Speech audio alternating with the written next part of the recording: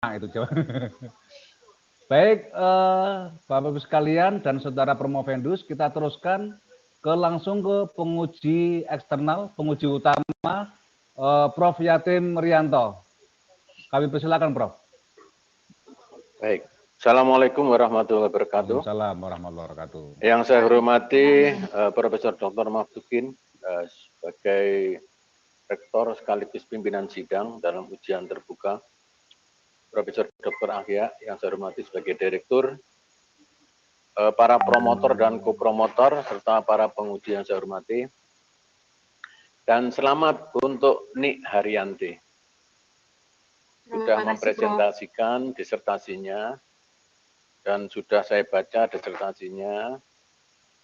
Selamat sekali lagi untuk Nik Haryanti. Pada masa COVID, sedang ujian tentunya banyak barokahnya.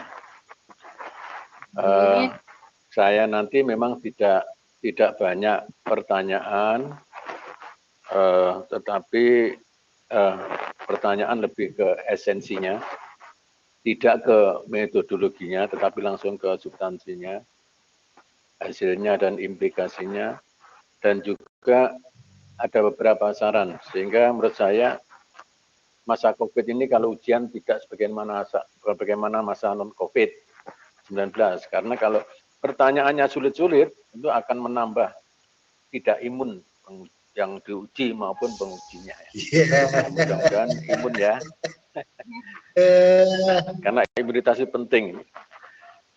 Karena saya mendengar tadi ya, mendengar dan melihat itu, yang namanya Haryanti itu agak nafasnya itu agak pendek-pendek gitu ya, mungkin terlalu sepaneng ya, orang Jawa bilang sepaneng. Enggak, terlalu terlalu rigid.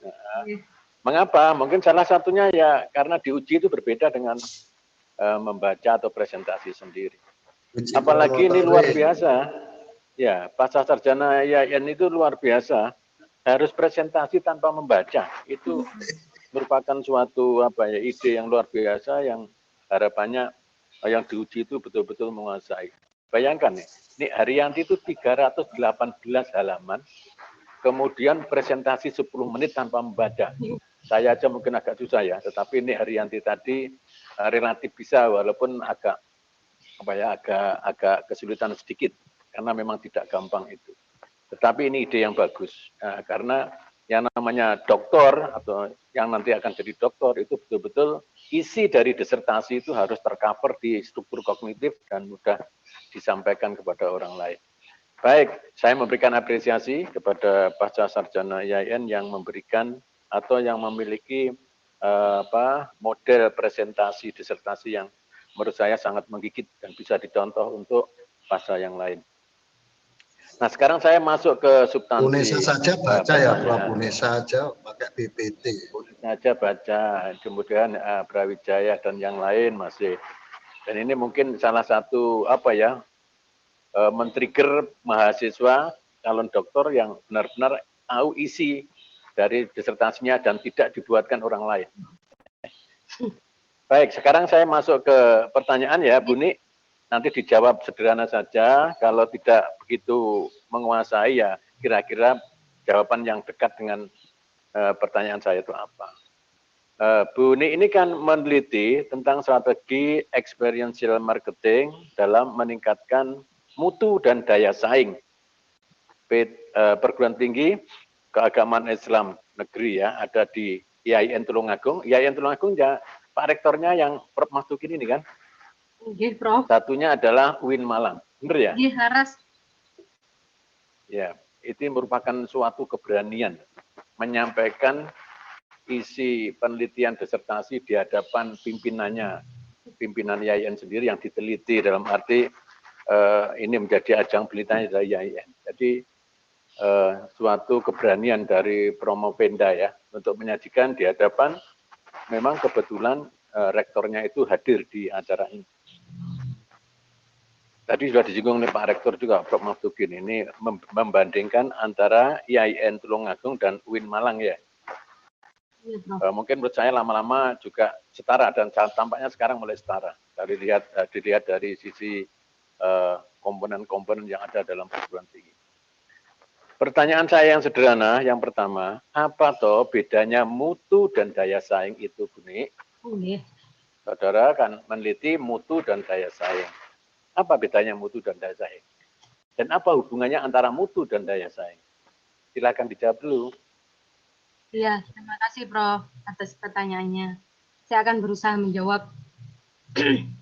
Mutu itu adalah proses yang terstruktur dalam memberikan perbaikan lulusan yang dikeluarkan. Daya saing itu adalah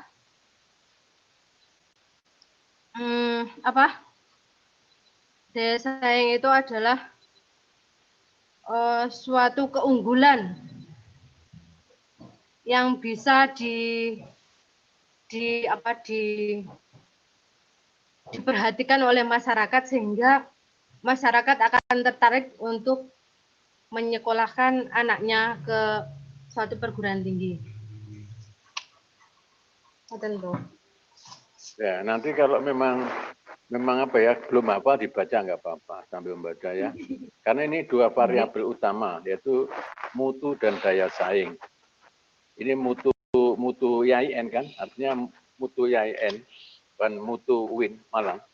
Mutu itu tidak hanya dilihat dari output dan outcome-nya ya, tapi juga dilihat dari proses perkuliahannya dan sarana prasarana yang ada, juga termasuk budgeting dan seterusnya. Termasuk SDM, baik itu dosen maupun pendiknya. Itu berbicara mutu sebenarnya agak luas ya, komponen-komponen dimensinya. Nah, daya saing. Apakah daya saing itu menyebabkan mutunya naik atau mutu yang naik atau yang tinggi itu menyebabkan daya saing yang tinggi? Hubungannya antara mutu dan daya saing itu apa? Hubungan Jangan menjawab